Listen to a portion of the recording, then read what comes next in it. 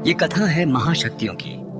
ये कथा है महाप्रलय की, मनुष्य सभ्यता के पुनः आरंभ की, श्री हरि के प्रथम अवतार की और अवतरित अधर्म के महाप्रलयंकारी आसुरी रूप के अंत की। यह कथा कई खंडों में विभाजित है, अनेकों वेदों, पुराणों एवं महाकाव्यों में। इस संपूर्ण कथा की सात्विकता के लिए, सृष्टि की रचना के लिए भगवान महाविष्णु सत्यनारायण ने स्वयं को 3 पुल्लिंग महाशक्तियों में प्रकट किया। हरि, जो कि समस्त सृष्टि के पालनहार है और धर्म के संरक्षक एवं सशक्तिकार है।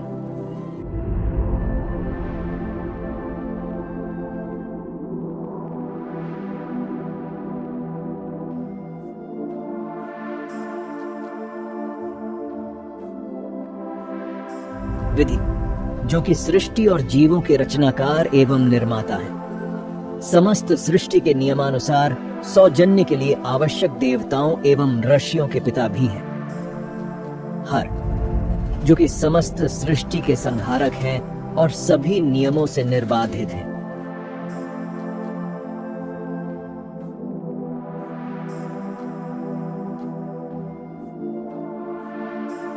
तदनंतर त्रिदेवों ने अपने अपने शरीर तो प्राप्त किए, परंतु इनकी शक्ति, इनकी ऊर्जा एवं इनके प्राण 3 स्त्रीलिंग महाशक्तियों में विभाजित हुए।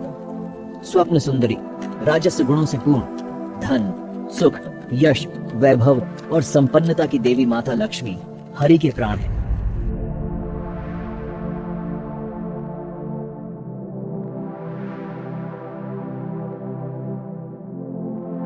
समस्त ज्ञान, विद्या, स्वर और कलाओं की विधात्री देवी मां सरस्वती ब्रह्म के प्राण है।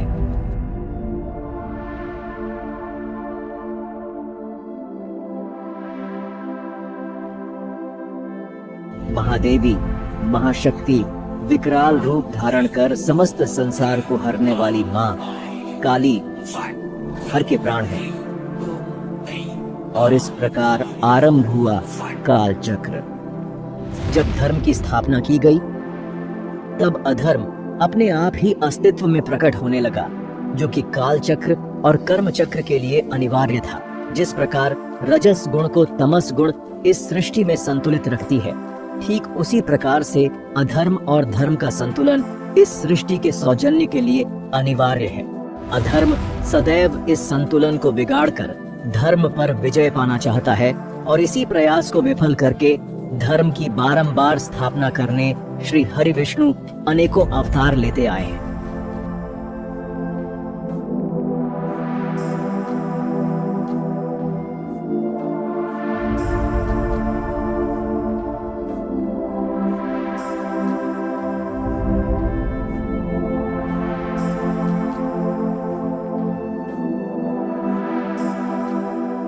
आज इस अध्याय में हम सृष्टि के सबसे शक्तिशाली असुर के बारे में जानेंगे, जो इतना शक्तिशाली था कि उसे परास्त करने के लिए प्रलय की आवश्यकता पड़ी और सृष्टि को पुनः स्थापित करना पड़ा।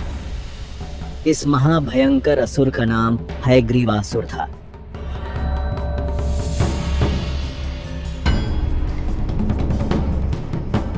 हयग्रीवासुर साक्षात अधर्म का आसुरी रूप था। इस असुर को अति विशिष्ट शक्ति प्राप्त थी कि यह जल, थल और आकाश तीनों में विहार विचरण करने में सक्षम था।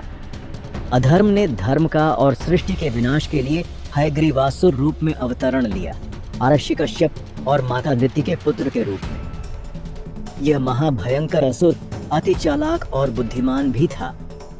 पूर्ण अधर्म, तमस और आसुरी शक्तियों के साथ जन्म लेने के बाद भी इसे यह ध्यात था कि इसके उद्देश्य की पूर्ति के लिए इसे देवी के तामसिक मायावी रूप को प्रसन्न कर और शक्ति अर्जित करनी पड़ेगी, तभी यह भगवान विष्णु से युद्ध करने में सक्षम हो पाएगा। इसलिए यह सभी इंद्रियों को अपने वश में कर भूखा प्यासा देवी विष्णु माया के बीज मंत्र क्री का जाप करने बैठ गया। 1000 वर्षों तक यह लगातार अचल इसी मंत्र का जाप करता रहा, न कभी रुका न उठा।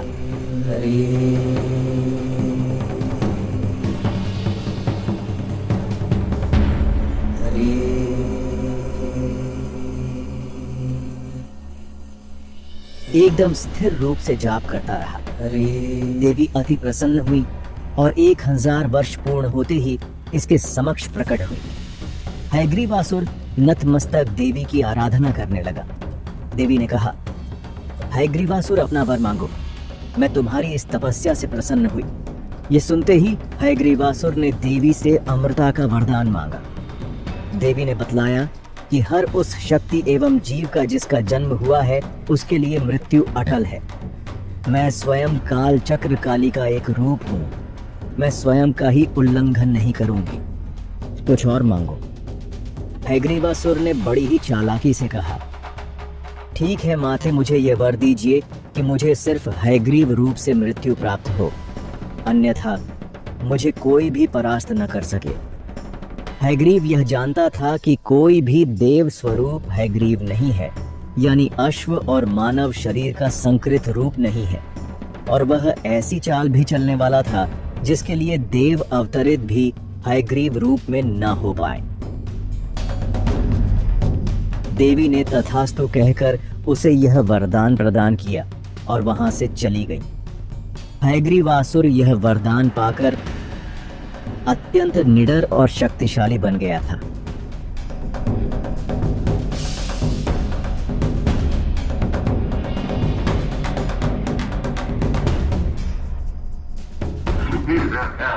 उसने महासागर की अग्रिम गहराई में अपना आसुरी राज बनाया ताकि कोई भी हयग्रीव रूप महासागर के तह तक न पहुंच पाए और कभी उसका वध न हो पाए। जब भी कोई अवतरण होगा तो समस्त ब्रह्मांड में बहुत तीव्र ऊर्जा का बहाव होने लगेगा, जिससे उसे ज्ञात हो जाएगा कि भगवान विष्णु का अवतार हुआ है और वह हयग्रीव है कि नहीं।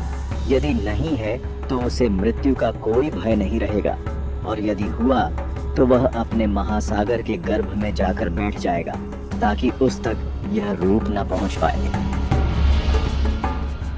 और इसके बाद हयग्रीवासुर ने अत्यंत निडरता से अपने अधर्मी पाप का संचार करना शुरू किया।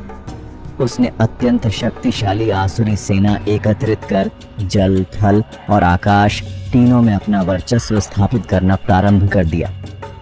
अनेकों देवताओं का वध करना आरंभ कर दिया और पृथ्वी पर किसी भी योग, हवन और धार्मिक कार्य करने वाले का वध कर उसका भक्षण कर लेता।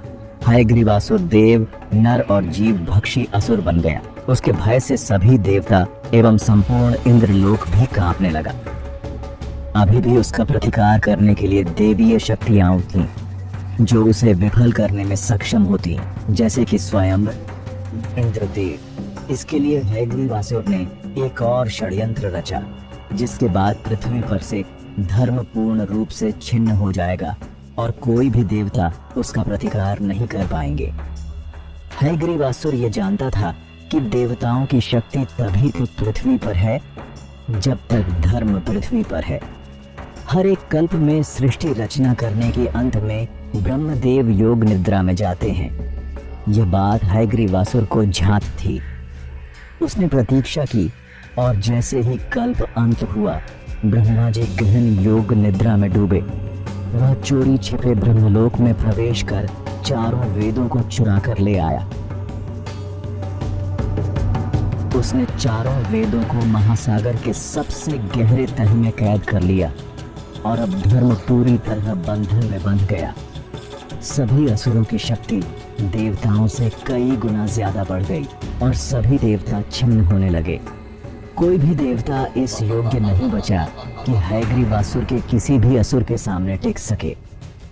अब सिर्फ महाशक्तियां ही बची थी, लेकिन हयग्रीवासुर के वरदान के कारण उसकी मृत्यु संभव नहीं थी। महाशक्तियों को विशाल लीला रचने की आवश्यकता पड़ी। सदैव ही कहा गया है कि श्री हरि की लीला अपरंपार है। ऐसी ही एक लीला घटित हो रही थी जिससे हयग्रीवासुर का अंत होगा। एक ओर पृथ्वी पर हयग्रीवासुर अधर्म को बढ़ाता जा रहा था, वहीं दूसरी ओर पृथ्वी और आकाश गंगा की सीमाओं से दूर भवसागर महासिंधु पर श्री भगवान विष्णु महायुद्ध में व्यस्त थे। भवसागर महासिंधु पर पृथ्वी के समय काल के अनुसार 10,000 वर्षों से चल रहे महायुद्ध में भगवान विष्णु ने अधर्म के बाकी सभी रूपों और महाप्रलयंकारी शक्तियों का अंत कर उन्हें अपने महासिंधु भवसागर में विसर्जित कर युद्ध का अंत किया। इस महाप्रलयंकारी युद्ध के पश्चात थककर एक विशाल चट्टान पर टिककर भगवान विष्णु बहुत ही गहरे योग निद्रा में लीन हो गए। उन्हें यह भी सुध नहीं रही कि उन्होंने अपने धनुष शारंग को नहीं उतारा एवं उसे अपने गर्दन पर लटकाए हुए ही निद्रा में लीन हो गए। सभी देवता उनके पास विनती लेकर गए कि हमें हयग्रीवासुर के आतंक से बचाइए, परंतु तब तक भगवान विष्णु गहरे योग निद्रा में लीन हो चुके थे।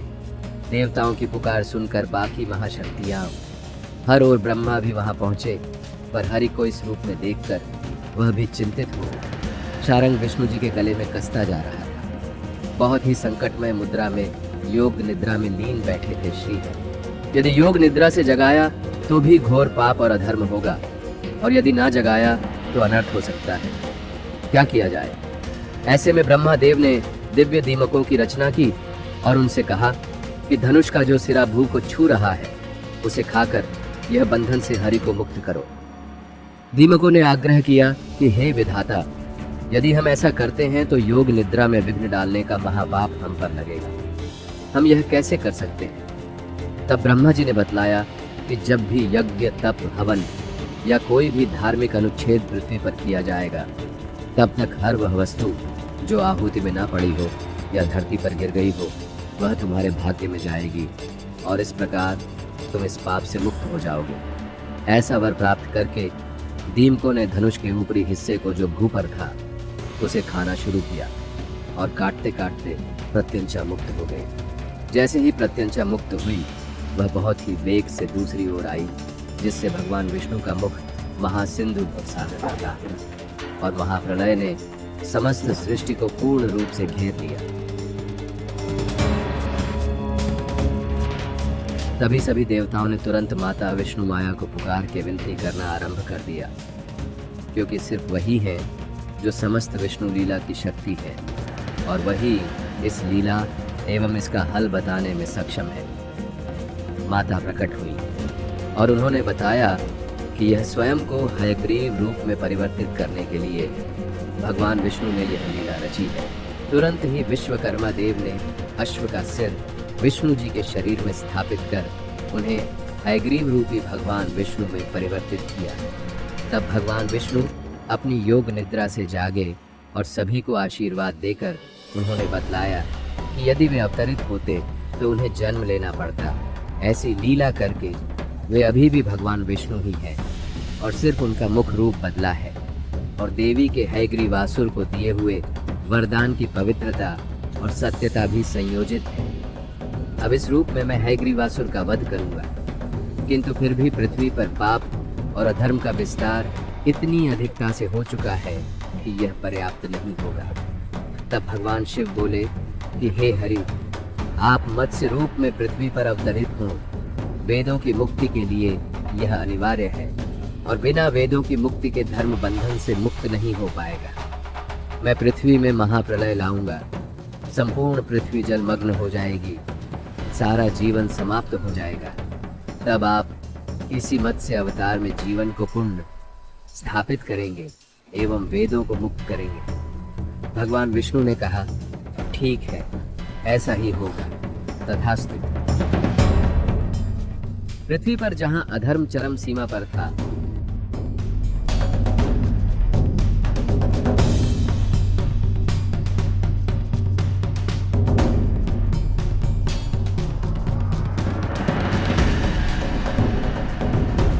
वहीं एक ऐसे धर्मनिष्ठ राजा सत्यव्रत, जो कि अपने पूरे राज्य पाठ को अपने संतानों को दान कर विष्णु जी की पूजा अर्चना में लीन थे। वे पृथ्वी पर परम विष्णु भक्त थे। एक दिन वे प्रातः स्नान आदि कर सूर्यदेव को जल अर्घ्य देने एक झील पर गए। वहां जब सूर्यदेव को जल अर्घ्य देने के लिए झील से अपने कमंडल में जल भर के अर्घ्य देने लगे, तब उन्होंने देखा कि एक बहुत ही छोटी सी आकर्षक सी एक सींग वाली मछली उनके कमंडल में आ गई। उन्होंने उसे वापस झील में प्रवाहित किया। तब वह मछली उनसे बोली कि हे मुनिवर, मुझ पर कृपा कीजिए, मैं एक बहुत छोटी सी मछली हूँ। इस झील में बहुत बड़े बड़े जीव हैं, वे मुझे खा जाएंगे। कृपया मुझे अपने कमंडल में शरण दे दीजिए। ये सुनकर मुनि बेहद आश्चर्यचकित हुए परंतु उन्होंने उसकी विनती स्वीकृत कर उसे अपने कमंडल में शरण दिया और अपनी कुटिया में ले आए। कुटिया पहुंचते ही उन्होंने देखा कि वह मछली उनके कमंडल से ज्यादा बड़ी होने लगी। उन्होंने घर आते ही एक बड़े से जल के घड़े में उसे स्थान दे दिया। कुछ ही पहर में वह सुंदर मछली पूरे घड़े से भी बड़ी होने लगी। तब मुनि चिंतित हो गए और तब उनसे मछली ने कहा कि हे मुनिवर, मुझे कृपया सरोवर में प्रवाहित कर दीजिए, अब यह घड़ा मेरे लिए छोटा हो गया है। मुनि आश्चर्यचकित हुआ, फिर उन्होंने ऐसा ही किया। उन्होंने उस मछली को बड़े से सरोवर में प्रवाहित कर दिया। देखते ही देखते वह मछली ने पूरे सरोवर जितना आकार ले लिया। यह देखकर मुनिवर हाथ जोड़कर बोले कि हे दिव्य जीव, आप कौन हैं? कृपया मुझे यह लीला समझाइए। तब मत्स्य रूप में अवतरित भगवान विष्णु प्रकट हुए और उन्होंने बताया कि मुनिवर, आज से ठीक 7 दिन के उपरांत भयानक प्रलय आएगा। प्रलयंकारी वर्षा होगी और संपूर्ण पृथ्वी जल मग्न हो जाएगी। समुद्र में भयंकर ज्वार उत्पन्न होंगे जो सभी शिल्पों एवं जीवों का अंत कर देंगे। प्रलय के दिन आपके समक्ष एक विशाल नौका प्रकट होगी। उस नौका में आप अपनी धर्म पत्नी के साथ समस्त सृष्टि को स्थापित करने के लक्ष्य से हर प्रकार के उपयोगी वनस्पतियों के बीज एकत्रित कर चढ़ जाएंगे। आपके साथ सप्तर्षि भी उसी नौका में होंगे। मैं तब प्रकट होकर आपकी नौका को अनंत शेष नाग द्वारा अपने सींग से बांध लूंगा और मैं इस प्रलय काल के समाप्त होते तक आपको इस जलधारा से सुरक्षित रख उस स्थान पर ले चलूंगा जहां पर से आपको मनुष्य सभ्यता का पुनः आरंभ करना है। आपके नाम से यह सभ्यता शुरू होगी महर्षि मनु, इसीलिए यह अब मनुष्य कहलाएंगे। ये बात बताकर मत्स्य नारायण भगवान पुण्य पानी में चले गए और अदृश्य हो गए। आर्षि मनु उन्हें प्रणाम कर अगले 7 दिनों तक हर प्रकार के वनस्पतियों एवं भोज्य योग्य अनाज एकत्रित करने में जुट गए। विष्णु जी के हयग्रीव रूप के बारे में हयग्रीवासुर को ज्ञात हो गया था। वह अपनी आसुरी सेना लेकर महासागर की गहराई में जाकर बैठ गया और जैसा कि श्री मत्स्य नारायण ने आर्षि मनु को बताया था, ठीक वैसे ही उसी समय एक विशाल देव नौका आर्षि मनु के सामने प्रकट हो गई। उसमें सप्त आर्षि पहले से ही विराजमान थे। सभी एकत्रित सामानों के साथ आर्षि मनु और उनकी पत्नी भी उस नौका में प्रवेश कर गए। तभी अति विशाल मत्स्य रूपी विष्णु जी प्रकट हुए और एक नाग भी प्रकट हुआ जिसने स्वयं के शरीर से उस नौका को मत्स्य की सींग से बांध लिया। ठीक वैसे ही 7वें दिन भगवान शिव जी ने अपने 3रे नेत्र को खोल दिया और शुरू हो गया अति प्रलयंकारी नृत्य तांडव का।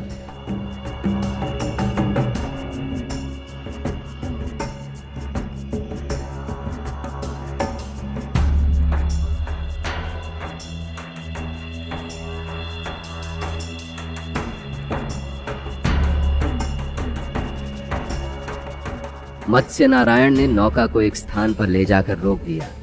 जैसे जैसे जल का स्तर नीचे जाने लगा तब वहां एक पर्वत सा उत्पन्न होने लगा। मत्स्य नारायण ने वहीं उस पर्वत पर नौका को स्थापित किया। इसके बाद वे विष्णु रूप में प्रकट होकर बोले कि मुनिवर, अब प्रलय समाप्त हो चुका है। अब आप इसी मलय पर्वत से इस नई मानव सभ्यता का आरंभ करेंगे। और ऐसा बोलकर वे और अनंत शेष दोनों जलमग्न हो गए और बड़ी तीव्रता से चल पड़े हयग्रीवासुर की ओर। अपने अत्यंत शक्तिशाली मत्स्य पंख और शरीर की एक तीव्र ठोकर से उन्होंने हयग्रीवासुर की समस्त आसुरी सेना एवं हयग्रीवासुर को समुद्र से बाहर उछाल दिया।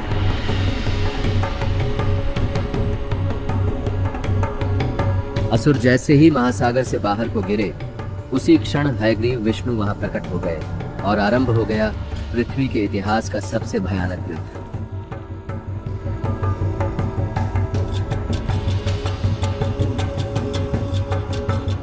मत्स्य नारायण ने आसुरी सेना को त्राहिमाम करना आरंभ कर दिया। हयग्रीव विष्णु ने महाभयंकर युद्ध आरंभ कर दिया हयग्रीवासुर से। हयग्रीवासुर के पास त्रिशूल, खड्ग, धनुष एवं अति तीव्र नाखून। इसके अतिरिक्त उसमें हयग्रीव रूपी होने के कारण हयग्रीव की तरह का बल, ऊर्जा एवं वेग था। उसके चरणों में हयग्रीव के खुर थे जिनमें असीमित शक्ति थी। वह इन सब के साथ प्रहार करता गया।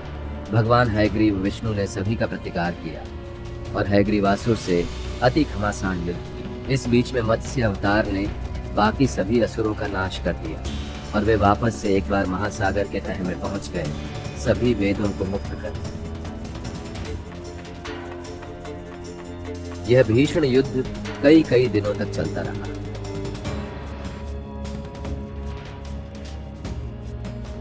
मत्स्य नारायण ने वेदों का पाठ शुरू किया और प्रथम वेद का गायन करने लगे। समस्त पृथ्वी पर धर्म का विस्तार होने लगा।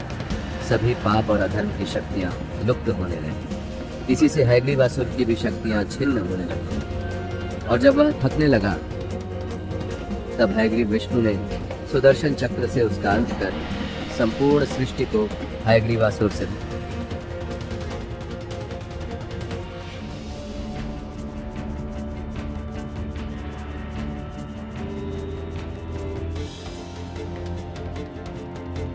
सभी देवताओं की शक्ति वापस आ गई और फिर सभी वेदों को मत्स्य नारायण ने ब्रह्मदेव को सौंप दिया ताकि वे सृष्टि का सृजन उद्धार कर सके। युद्ध समाप्त होने पर भगवान विष्णु ने पुनः अपने निर्मल रूप को धारण किया और योग निद्रा के लिए चले गए। श्री मत्स्य नारायण ने बताया कि अभी से लेकर उस अंत समय तक इसी रूप में महासागर की गहराई में विराजमान रहेंगे।